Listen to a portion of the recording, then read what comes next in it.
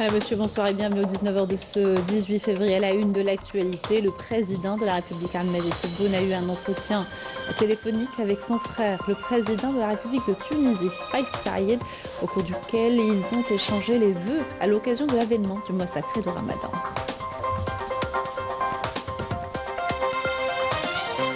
Journée nationale du Shahid ce 18 février, une occasion de rendre hommage aux martyrs de la glorieuse révolution de libération.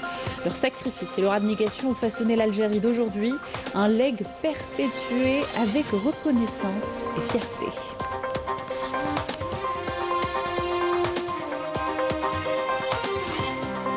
Inauguration à Ouelgla d'une annexe régionale d'authentification des documents administratifs destinés à l'usage à l'étranger, relevant du ministère des Affaires étrangères. Une approche visant à moderniser l'administration locale. Nous écouterons le ministre de l'Intérieur dans ce journal.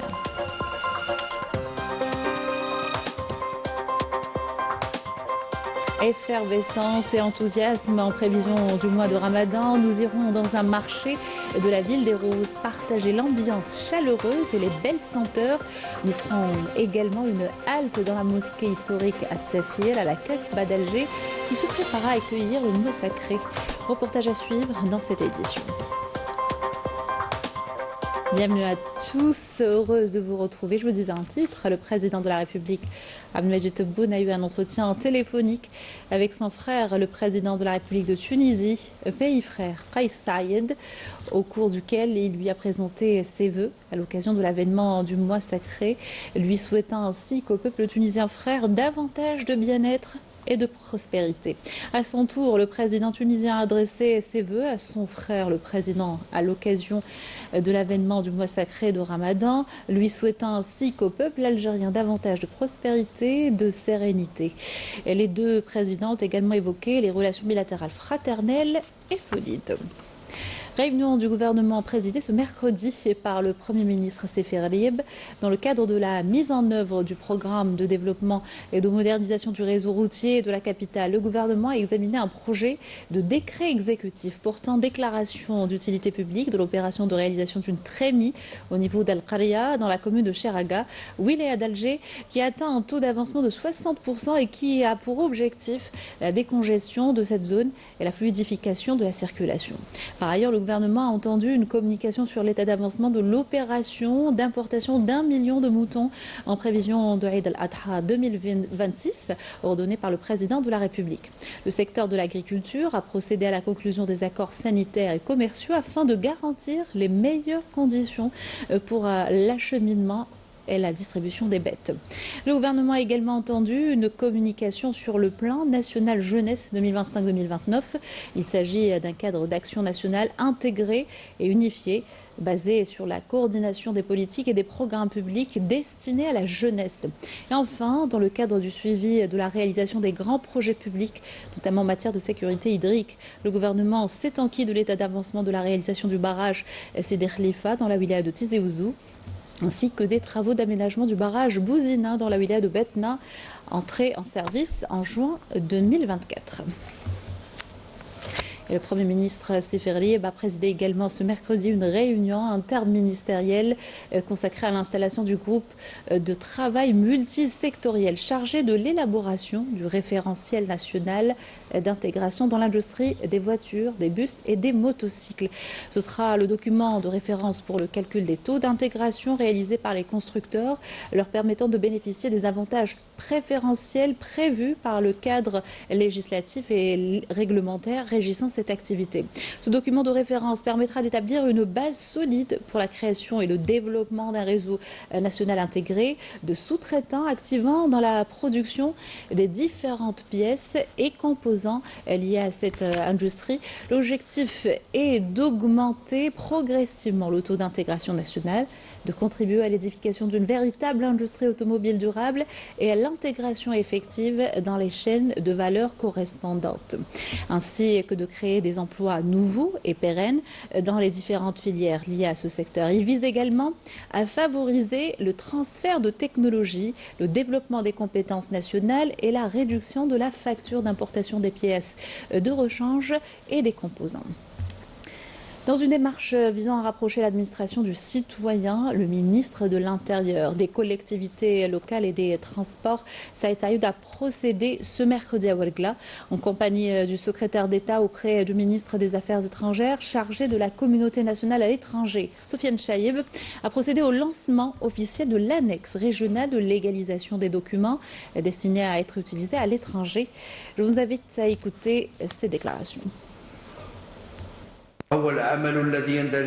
C'est le fruit d'une vision stratégique visant à assurer des services administratifs et à rapprocher l'administration du citoyen, à réduire les distances et les délais, tout en garantissant une haute qualité de performance institutionnelle. À cette occasion, il me plaît d'adresser mes sincères remerciements et ma profonde reconnaissance à l'ensemble des responsables et des cadres qui ont contribué à la concrétisation de ce produit institutionnel commun entre le ministère de l'Intérieur, des collectivités locales et des Transports et le ministère des Affaires étrangères, de la communauté nationale à l'étranger et des Affaires africaines.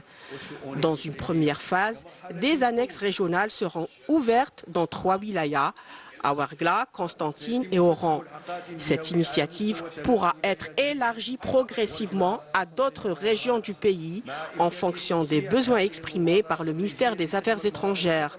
Nous réaffirmons à cet égard la pleine disponibilité du département ministériel à assurer un accompagnement et un soutien permanent afin de garantir le succès de ces initiatives et l'atteinte des objectifs qui leur sont assignés. Commémoration de la journée nationale du Shahid ce 18 février. De nombreuses manifestations ont été organisées à travers le pays avec des cérémonies de recueillement à la mémoire des Shohada, la levée de l'emblème national, des hommages à des Moudjahidines et bien d'autres activités. L'inauguration également de différentes structures dans plusieurs wilayas. Et à Oran, les restes mortuaires de 12 martyrs de la glorieuse révolution de novembre ont été réinhumés au cimetière de Qadil en présence des autorités locales et des représentants de la famille révolutionnaire. À la journée nationale du Shahid est l'occasion de rendre hommage aux martyrs de la glorieuse révolution nationale. Leur sacrifice et leur abnégation ont façonné l'Algérie d'aujourd'hui, un legs perpétué avec reconnaissance et fierté et qui trace la voie devant les nouvelles générations. Mohamed Bermaki et Raouf Hamouch. La journée nationale du Shahid est une date majeure dans la mémoire de l'Algérie libre. Une halte de fidélité et de renouvellement du serment envers ceux dont le sang pur a irrigué chaque parcelle de la patrie.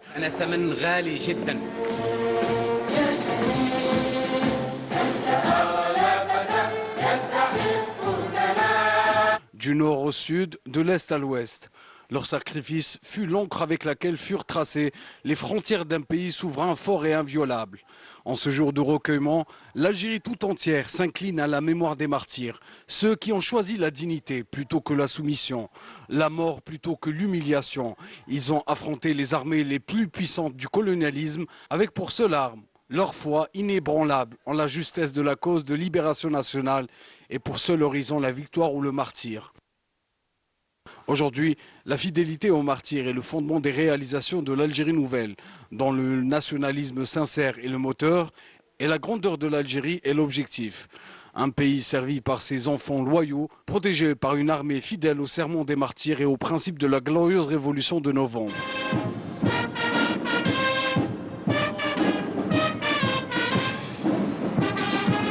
L'Algérie d'aujourd'hui est celle des victoires, celle de la confiance retrouvée en ses propres capacités. Une nation qui construit son avenir de ses propres mains, qui affirme son indépendance dans ses décisions et renforce sa sécurité et consolide sa souveraineté alimentaire malgré les tentatives de déstabilisation et les voix qui veulent semer le doute. En cette journée du Shahid, l'Algérie réaffirme avec détermination, constance et espoir son engagement à poursuivre l'œuvre de ceux qui ont voulu une patrie libre, souveraine et digne, en persévérant dans une dynamique de développement durable déployée à travers l'immensité du territoire national.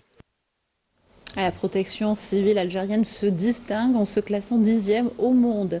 Lors d'une récente étude internationale, ce rang mondial plus qu'honorable est obtenu grâce à son haut niveau de préparation et à sa capacité à faire face aux grandes catastrophes. Il s'agit du seul organe africain à avoir réussi à se hisser parmi les 30 meilleurs au monde. Ce classement a été établi dans le cadre d'une étude menée par l'université de Harvard et publiée par le site du journal Post spécialisé dans les analyses politiques et sécuritaires.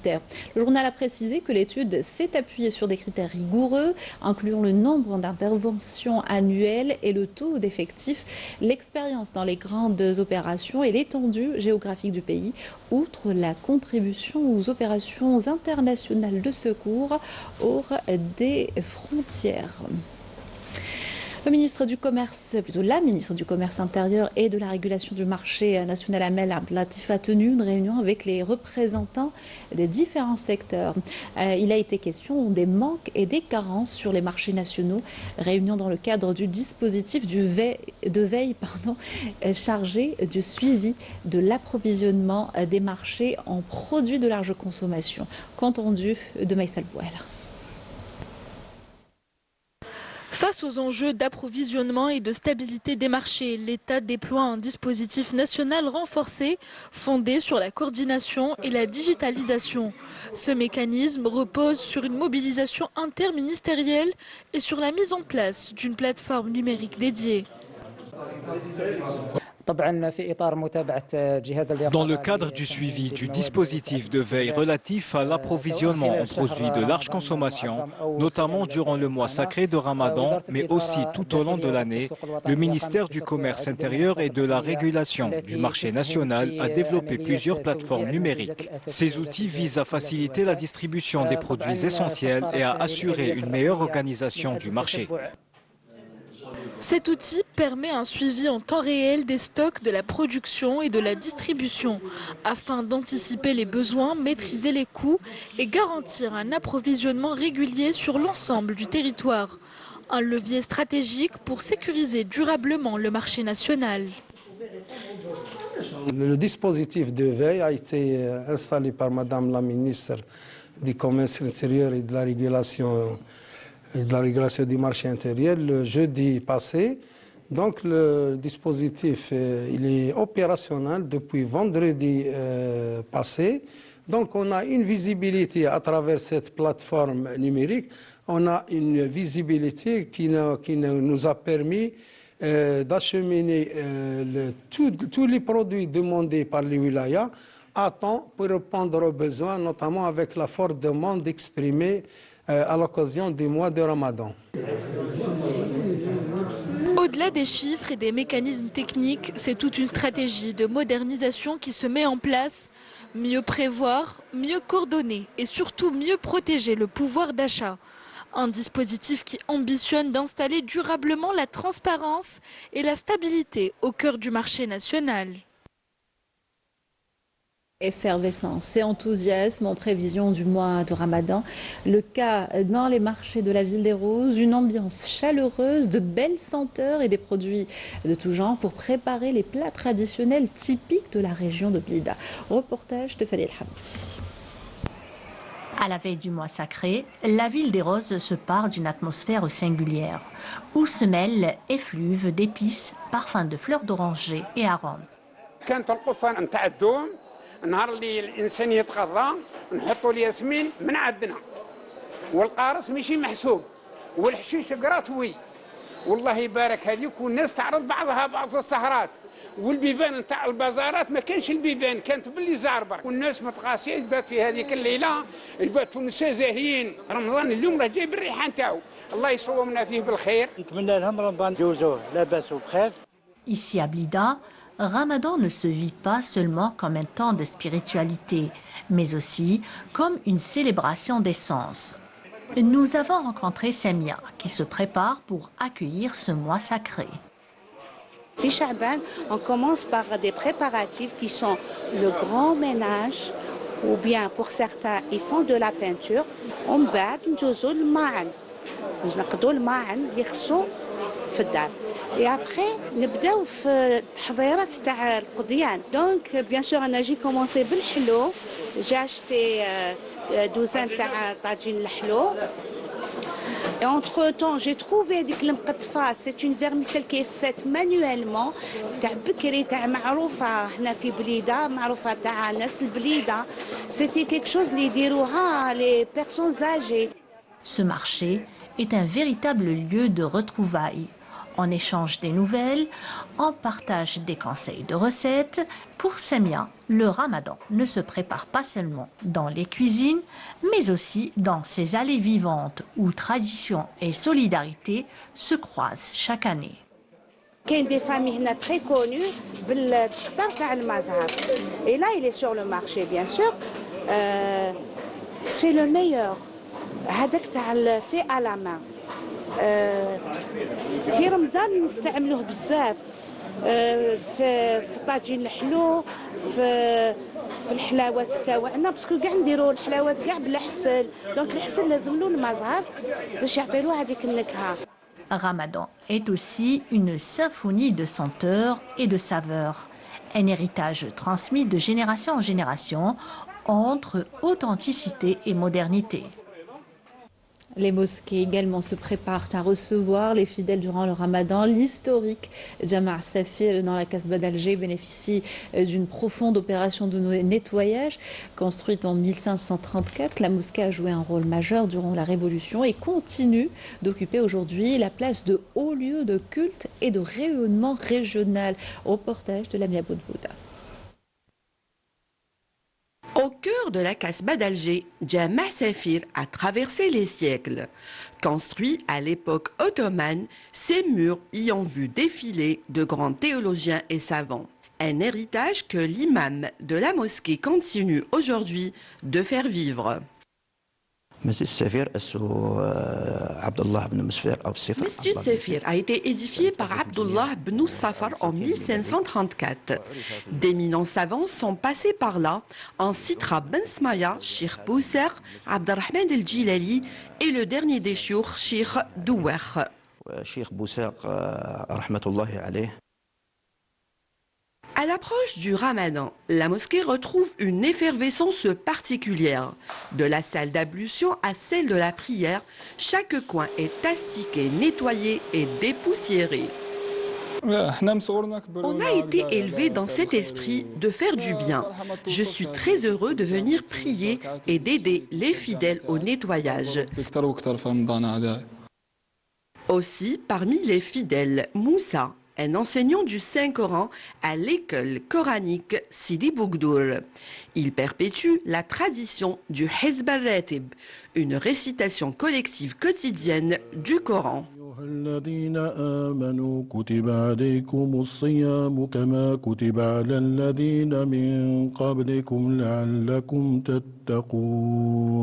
Le mois sacré se prépare aussi dans l'organisation. Prière des tarawih, cours religieux et veillées ramadanesques. L'imam nous explique comment tout est orchestré pour accueillir les fidèles. Le réglage du volume du micro de la mosquée est orienté vers l'extérieur pour permettre d'écouter le Saint-Coran et bien sûr suivre les tarawih. Dans un coin de la salle, un trésor discret attire le regard. Kursi ad-Dars. On dit qu'il a été peint par Mohamed Rassim, figure majeure de l'art algérien. Reda l'a récemment restauré avec munitie. Et chaque vendredi, bénévolement, c'est lui qui appelle les fidèles à la prière avec un adhan à la tonalité typiquement algérienne. La ilaha illallah.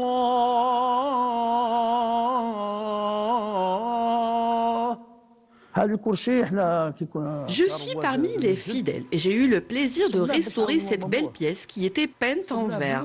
On a découvert ces belles ornementations qu'on a repris dans les moindres détails car c'est l'œuvre du grand peintre Mohamed Rassim.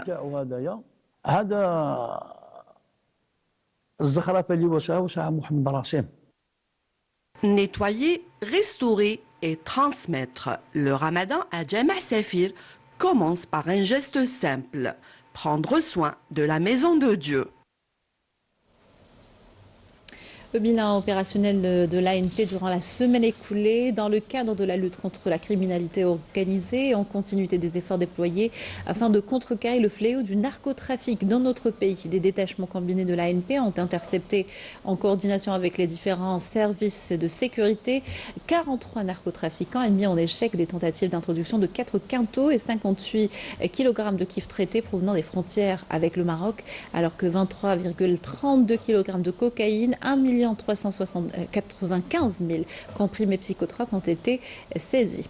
Ataman al-Assad, Boujbadi Mourtal, Insalah Ingezem, Ilizi et Janet, des détachements de l'ANP ont arrêté 274 individus et saisi 38 véhicules, 312 groupes électrogènes, 195 marteaux-piqueurs, 13 détecteurs de métaux ainsi que des quantités de mélange d'or brut et de pierre et d'équipements utilisés dans des opérations d'orpaillage illicite.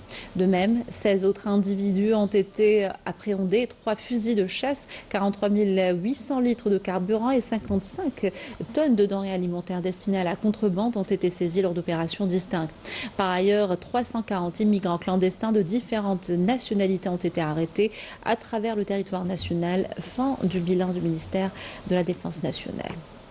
Et cette triste nouvelle, décès de l'ancien journaliste et commentateur sportif de l'OPTV Abdelrazak Zouaoui, le défunt qui a marqué de son empreinte singulière des décennies durant la télévision algérienne, a été inhumé cet après-midi au cimetière de Galidier en présence de sa famille, nombre de ses collègues journalistes et de sportifs.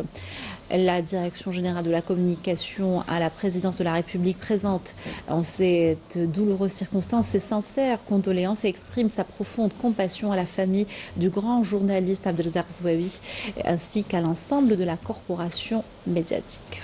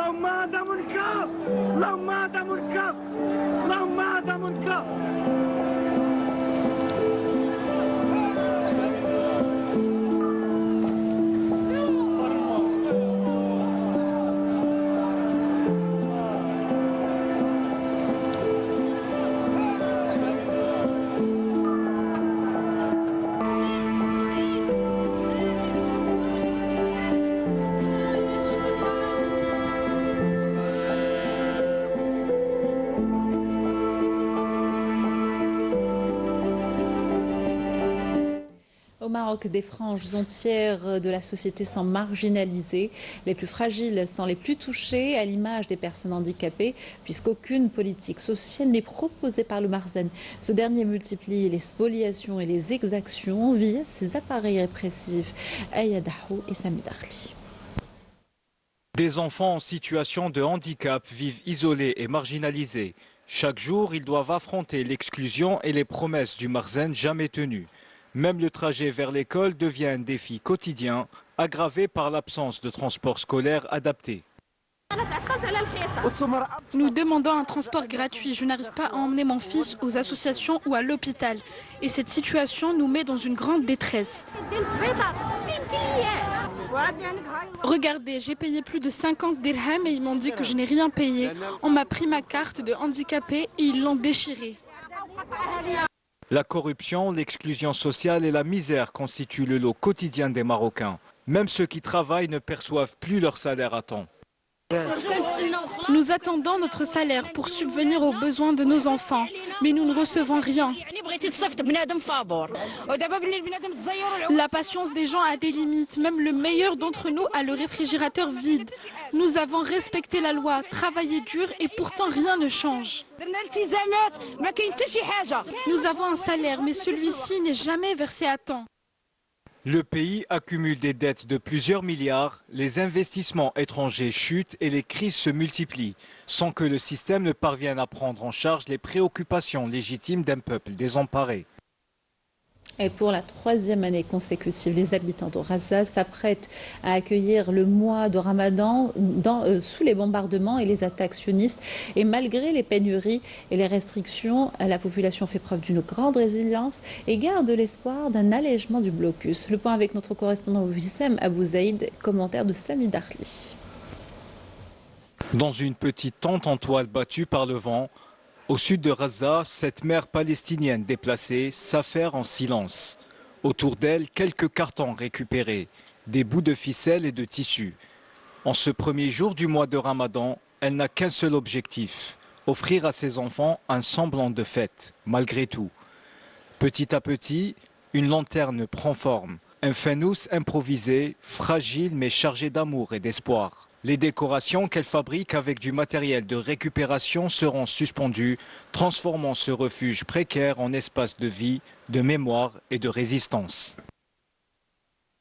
Mon fils m'a demandé de lui faire un fanous et je l'ai réalisé avec le strict minimum. J'ai eu du mal à trouver du tissu. Tout est bloqué au niveau des passages frontaliers. Rien ne pénètre dans la bande. Quand des petites quantités d'aide arrivent quand même à entrer, je récupère les cartons pour en faire des décorations. Autour de cette famille, des dizaines de milliers d'autres déplacés tentent aussi de survivre dans des camps surpeuplés. Les aides sont toujours bloquées. Conséquence, manque d'eau potable, pénurie de nourriture, soins quasi inexistantes. Les conditions humanitaires sont catastrophiques. Pour la 3e année consécutive à Raza, beaucoup n'auront rien pour rompre le jeûne. La faim fait déjà partie du quotidien. Après 3 ans de guerre dévastatrice et de privation, le mois de Ramadan, d'ordinaire symbole de joie et de convivialité, n'est aujourd'hui que douleur et chagrin. On aurait souhaité un Ramadan sans bombardement, que la guerre soit finie, que les massacres s'arrêtent. Mais c'est loin d'être le cas et les espoirs de paix s'amenuisent de jour en jour. Nous n'avons rien préparé pour ce Ramadan. Il n'y a même pas d'électricité pour allumer les lumières le soir. D'ailleurs, nous ne savons même pas si nous aurons de quoi rompre le jeûne.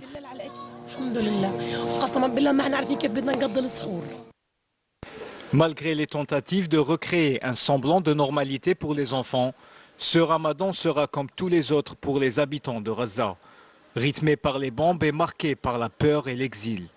Mais au-delà de la guerre, au-delà du manque, subsiste quelque chose d'indestructible, la volonté de vivre coûte que coûte. Et on retourne à la Casbah d'Alger pour terminer ce journal. Lamia Boudebouda nous fait rencontrer des artisans travaillant avec divers matériaux. Leurs œuvres sont une ode au patrimoine et au savoir-faire local. Reportage. Au cœur de la mythique Casbah d'Alger, une petite boutique attire l'œil et le cœur. Chez Mus, l'art et la manière, chaque objet narre une histoire, celle d'un patrimoine vivant et d'un savoir-faire. Ce passionné travaille des toiles, mais aussi du cuivre repoussé. أنا شفي نخدم لوحات زيتية يعني لا بانتور ونخدم دي طابلو اون كويفر بوكو بليس اللي نخدم طابلو تاع النحاس باتريمون لا بليبار كيما الطابلو هذاك اللي عندنا الهيكا هذيك الشيخ بوعمامة مع لاله فاطمه نسومره وكانوا دي طابلو بزاف كيما الطابلو لاول هيك هذيك مدينه الجزائر في 1827 وفيما يخص يعني المدينه هذه اللي رانا باسكو لو مون دو كاسبا سي ان مون تركي بالدرجه تاعنا سي لو بالي هو القصبه اما هذه سي مدينه الجزائر تبنات 960 وفيها يعني شاك يعني كل حومه فيها حرفيين.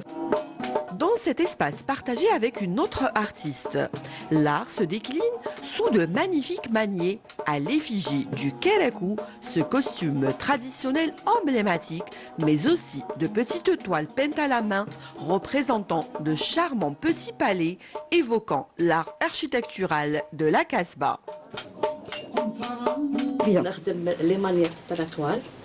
C'est une création que درت les magnettes تانيك تاع الكراكو لافيس كراكو avec les aciers inoxydables درت تانيك les magnettes تانيك تاع الكوكياج دونك هذه كاع سي ما كرياسيون يجوا لي زيترونجي هنا عندنا هنايا لا بتيت لاتولي تاع لاغي لا مانيير كي يجوا هنايا يعجبوهم لي ماغنيت.